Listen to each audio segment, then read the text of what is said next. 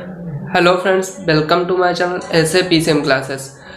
सबसे पहले तो आप लोगों को 10 जनवरी विश्व हिंदी दिवस की हार्दिक शुभकामनाएं।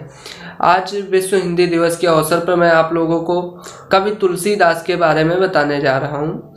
इनका कवि तुलसीदास का उपनाम जो था वो मानस का हंस था। ये बहुत कम लोगों को ही पता है कि उनका उपनाम क्या था। कहीं पर कुछ दिखाता है, कहीं पर कुछ, लेकिन उनका उपनाम जो है वो मानस हंसदास है।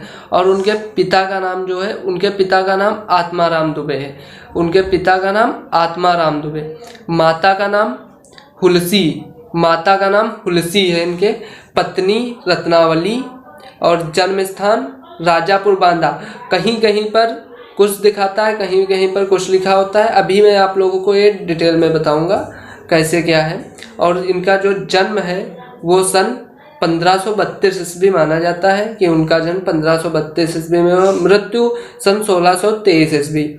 मृत्यु जो इनकी मानी जाती है वो सन 16। इनका जीवन काल 1532 से 1623 ईस्वी तक रहा। और इनके गुरु नरहरिदास थे, और इनके गुरु का नाम नरहरिदास था। और प्रमुख रचनाएं जो इनकी हैं वो श्री रामचरितमानस और विनय पत्रिका, कवितावली, गीतावली हैं। और इनकी जो भाषा है वो, ये जो भाषा का प्रयोग करते थे अपने लेखन में, वो ब्रज भाषा और अवधी। और इनका जन्म काल जो है वो भक्ति काल है। आइए अब हम इनके जीवन के बारे में विस्तार से जानते हैं। तो इनके जीवन में के संबंध में कोई प्रमाणिक सामग्री अभी तक नहीं प्राप्त हुई है जिससे इनके जीवन का कुछ साक्ष्य दिया जा सके, कब इनका जन्म हुआ, कब इनकी मृत्यु हुई।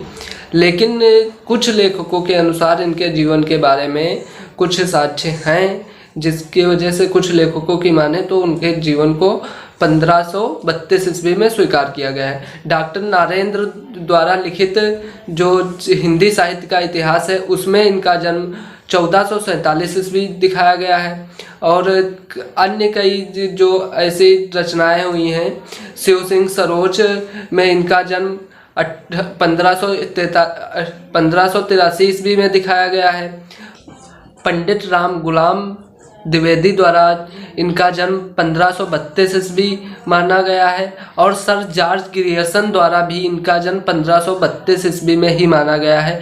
इसीलिए 1532 ईस्वी को अधिकतर लेखकों ने 1532 ईस्वी को माना है, तो 1532 ईस्वी को ही प्रमाणिकता दे दी गई, उसमें ही इनका जन्म हो। और कुछ जैसे लेखक हैं, जैसे उन्होंने इनका पक्ष श्रवण शुक्ल सप्तमी का भी उल्लेख है। जैसे यहाँ पर एक दिया गया साक्ष्य है, 1554 विषय कालिंदी के तीर, श्रवण शुक्ला सप्तमी तुलसी धरो शरीर, यहाँ पर ये दिया गया है।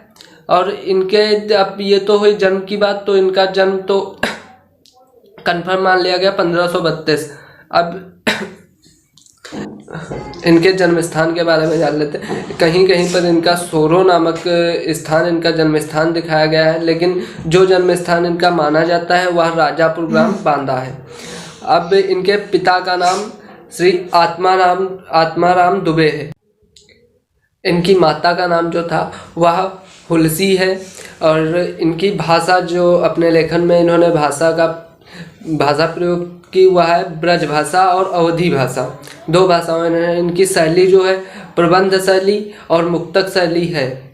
और ये छंद, जिस छंद में अपना लेखन करते हैं वह दोहा, चौपाई, सवैया, ये छंद हैं। इनकी मृत्यु जो है वह सन 1623 ईस्वी में काशी में हुई।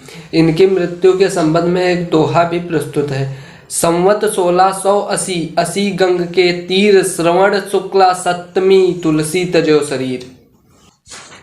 इनकी प्रमुख रचनाएं कुछ इस प्रकार हैं: श्री रामचरितमानस, विनय पत्रिका, कवितावली, गीतावली, श्री कृष्ण गीतावली, दोहावली, जानकी मंगल, पार्वती मंगल, वैराग्य संदीपनी, वरवय रामायण, रामाज्ञा प्रश्नावली, हनुमान बाहुक। ये इनकी प्रमुख कुछ रचनाएं हैं। अगर आपको हमारा वीडियो पसंद आया हो तो वीडियो को लाइक करें और हमारे चैनल को सब्सक्राइब जरूर कर लें। हमारे चैनल पर और भी अन्य सब्जेक्टों को वीडियो अपलोड हैं, उनको जाके देखें और उनको भी लाइक कर दें।